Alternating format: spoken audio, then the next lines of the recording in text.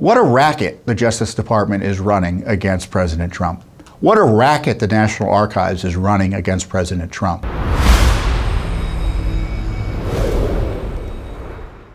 Typically, these are Trump's records.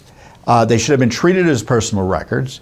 He turned over 15 boxes of records, and he was asserting executive privilege, which it was even beyond executive privilege documents because they were, practically speaking, personal records as precedent and prior Justice Department and National Archives positions had been.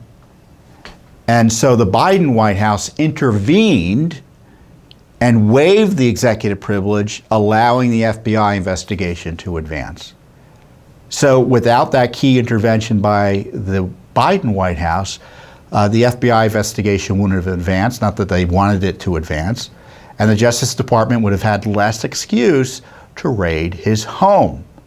Although given the way it happened, probably they didn't need an excuse, they were just going to do it no matter what. But so the whole point here is, or a big point here is, that the National Archives is talking about transparency and how the American people have a right to know. And that's why they want to get all these documents from President Trump. Well, why are they hiding 85% of documents about this unprecedented dispute with Trump? And we haven't even started. I don't think we've sued for records about the dispute with Biden.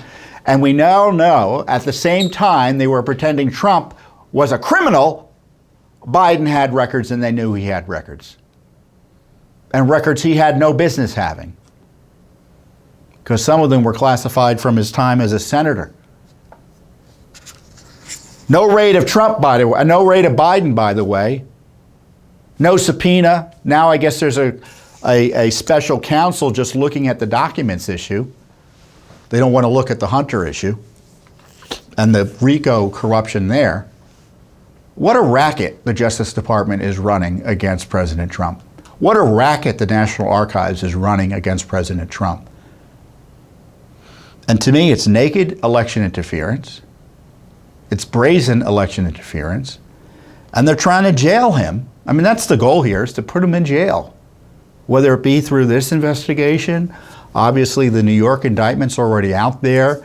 They're planning in Georgia, it sounds like, the leftist prosecutor down there to indict him for daring to raise questions about the way Georgia conducted their elections there, as he has a right to do not only as president but as a candidate. I mean, the left has decided the rules of the road don't matter anymore in America. We're going to jail our political opponents. Doesn't matter if he's a former president. Doesn't matter if he's running for president. We're going to jail him. And it's going to be obviously political, but we don't care, because the media is not going to do anything about it. Congress is, relatively speaking, hapless. So at least we're in court trying to educate Americans about the corruption here. But this is a serious threat to the rule of law in our constitutional republic, these abuses.